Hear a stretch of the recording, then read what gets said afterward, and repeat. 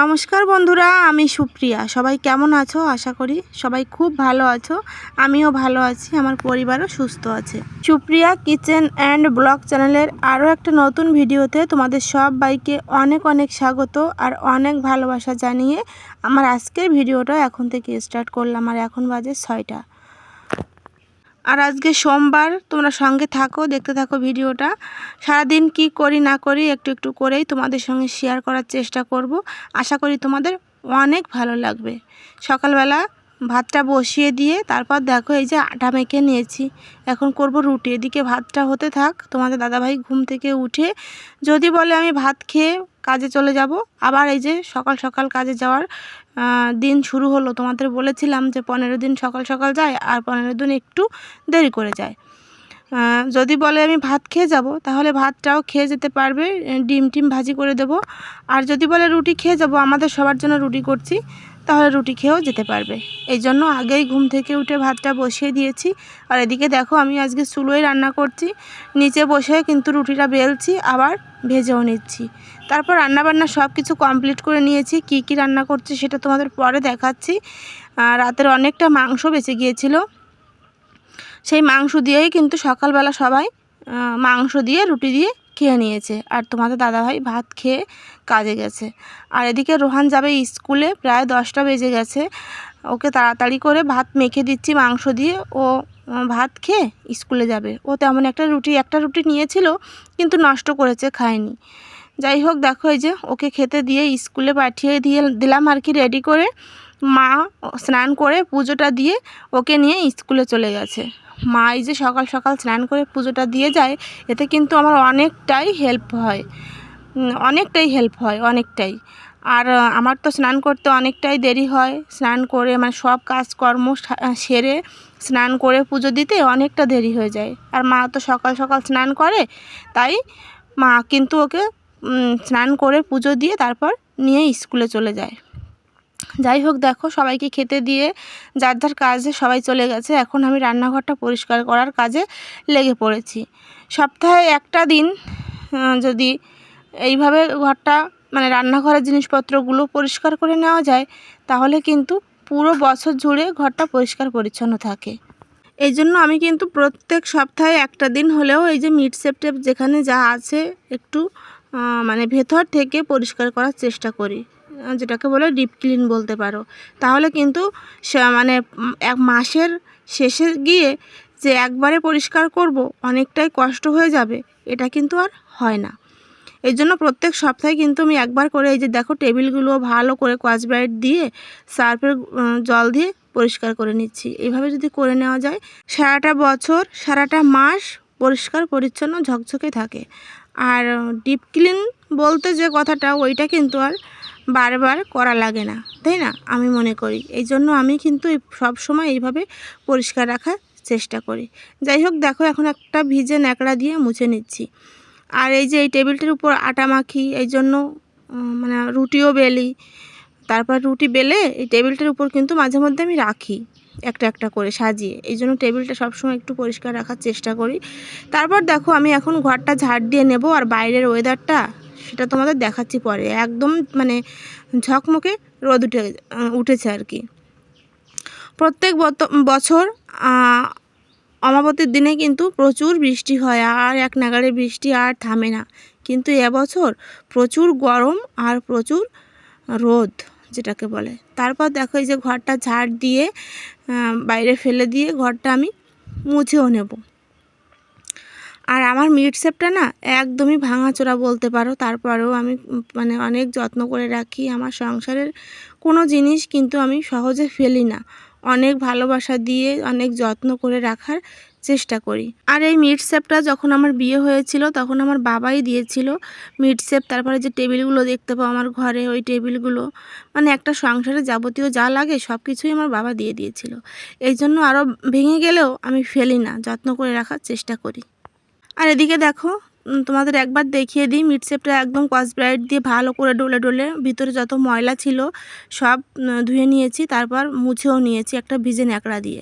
আর এখানে দেখো আমার গোটা জিরা, গোটা সরিষা, সাদা সরিষা, কালো সরিষা, তারপর ডাউল কিন্তু শেষ হয়ে গেছে, মুগ ডালটা অল্প একটু আছে, মসুর ডালটা বয়মটা একদম খালি। তারপর পাঁচফোড়ন, মানে যেগুলো আমার বেশি করে আনা থাকে তো, যেগুলো সবসময় লাগে না সেইগুলো আমি এখানেটাই রাখি আর কি। আর এখান থেকে বের করে নিয়ে ছোটো আর একটা পাত্রে রেখে রান্না করি। আর এই যে তেলের জারটা, এই তেলের জারটাও কিন্তু আমার লাগে না, তাই আমি এই ভিতরে ঢুকিয়ে রেখে দিয়েছি। ব্লেন্ডার, হিটার যেগুলো আছে আর কি, সব কিছুই হটপট আমি এর ভিতরে রেখে দিয়েছি। মানে ভাঙাচোরা হলেও কিন্তু আমার এই মিটশেপটা আমি অনেক যত্ন করে রাখি। আর ভেবেছি যে নতুন ঘর হলে তখন আরেকটা নতুন কিনে নেব। আর এদিকে বাসনপত্রগুলোও গুছিয়ে রেখেছি। অর্ধেকটা বাসন রয়েছে কলপাড়ে, অর্ধেকটা বাসন আমি কলপাড়েই রেখে এসেছি, মানে মাজা ধোয়া করতে হবে। সবাই সকালে খেয়েছে, সেটা আমি আর মাজা ধোয়া করিনি। সেটার ভেতরটাও কিন্তু স্কচ ব্রাইট দিয়ে ভালো করে ডলে ডলে ধুয়েছি। ওর থেকে বেশি আর চকচকে করতে পারলাম না। যদি বেশি চকচকে করতে হয় তাহলে ধরে আমাকে বাইরে নিয়ে যেতে হবে, বাইরে নিয়ে তারপর পরিষ্কার করতে হবে।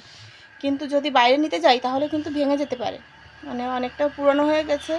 আর ভাঙা, একদমই ভাঙা, মানে কোনো মতে জোড়া তালি দিয়ে রয়েছে আর কি। ঠিক আছে, যাই হোক, বুঝতেই পারছো আমাকে দেখে প্রচুর পরিশ্রম হয়ে গেছে। এখন ঘরটা মুছবো। আর এই যে র্যাকের উপর বাসনপত্রগুলোও গুছিয়ে রেখেছি, অর্ধেক বাসন কলপাড়ে। ঘরটা মুছে এখন যাব কলপাড়ে বাসনগুলো মাজতে।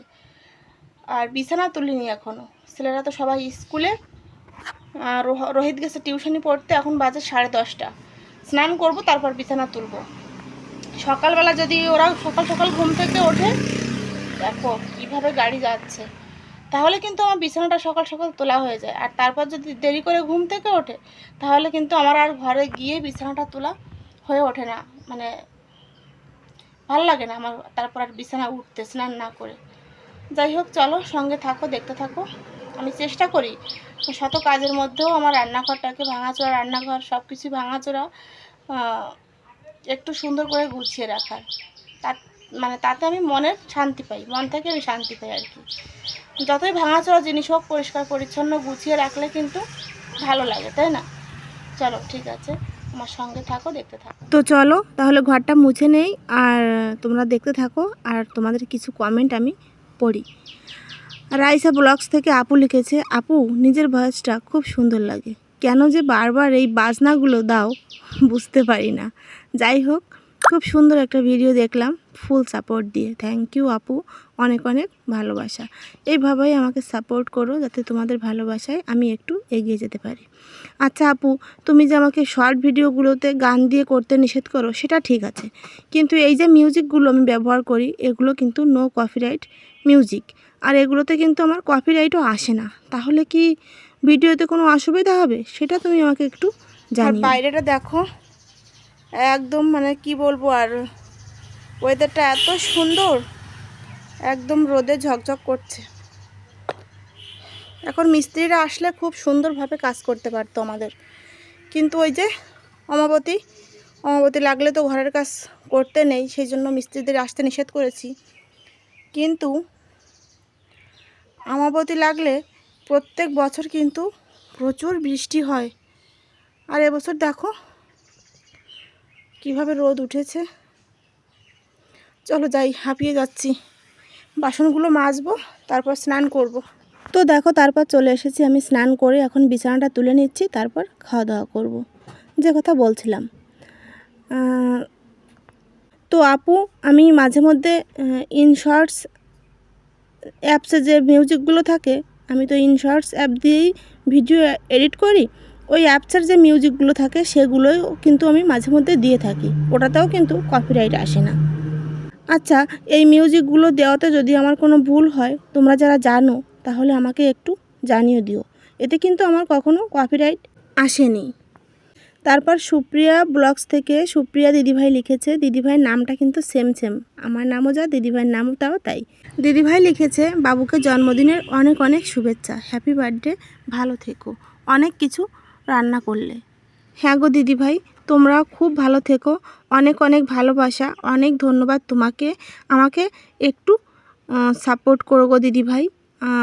আমি সব সময় তোমার ভিডিও দেখি আর তোমার ভিডিওগুলো দেখতে আমার অনেক ভালো লাগে, বিশ্বাস করো। যদি ধরো আজকে তোমার আমি বেশিরভাগ টাইম খেতে খেতেই তোমার ভিডিও দেখি। যদি অল্প একটু বাদও থেকে যায় ভিডিওটা দেখতে, আমি কিন্তু পরে মনে করে ওইটুকু ভিডিও দেখে নেই, তারপরে কিন্তু কমেন্ট করি। আমি অনেক যত্ন করে তোমার ভিডিও দেখি। যাই হোক, দেখো তো চলে এসেছি এখন একদম বিকেলবেলা। তোমার দাদাভাই নিয়ে এসেছে কই মাছ। কই মাছটা কেটে নিয়েছি, আর এটা একটু তোমাদের সঙ্গে শেয়ার করব, তাই আমি এই ময়লাগুলো আর ফেলিনি। 3টের ময়লা ফেলেছি আর 3টের ময়লা রেখে দিয়েছি, ভাবলাম বন্ধুদের সঙ্গে একটু শেয়ার করব।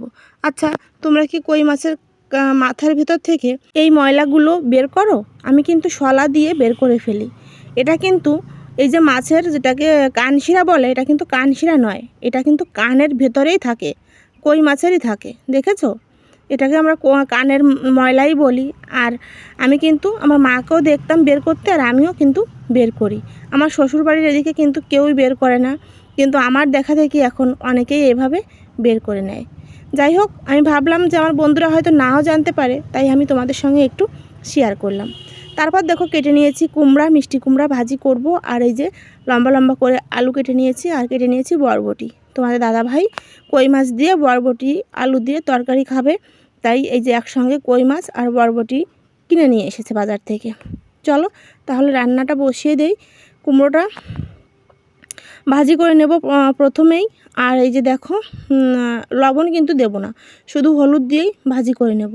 যখন নামানোর টাইমটা হবে আর কি, তার একটু আগে লবণটা দিয়ে একটু নাড়াচাড়া করে নামিয়ে নেব, তাহলে কিন্তু একদম গোটা গোটা থাকবে কুমড়োটা।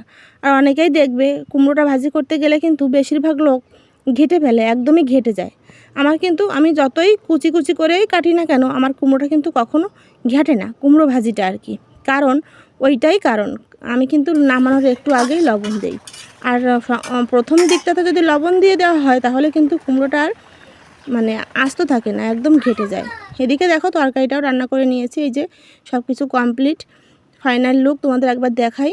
এই যে মিষ্টি কুমড়া ভাজি আর বরবটি আলু দিয়ে মাছ দিয়ে কই মাছ দিয়ে একটা তরকারি। তাহলে কেমন লাগলো আমার আজকের ভিডিওটা অবশ্যই কিন্তু কমেন্টে জানাতে ভুলবে না। নতুন কোনো বন্ধু যদি আমার ভিডিও দেখে থাকো, অবশ্যই চ্যানেলটি সাবস্ক্রাইব করে আমার পাশে থেকো। আর দেখো পরে করে নিয়েছিলাম এই যে আম ভাজি, 2 পদের আম ভাজি করেছি, একটা চিনি দিয়ে আর একটা চিনি ছাড়া। তাহলে সবাই সুস্থ থেকো, ভালো থেকো, দেখা হবে নতুন একটা ভিডিও নিয়ে নতুন একটা সকালে। টাটা।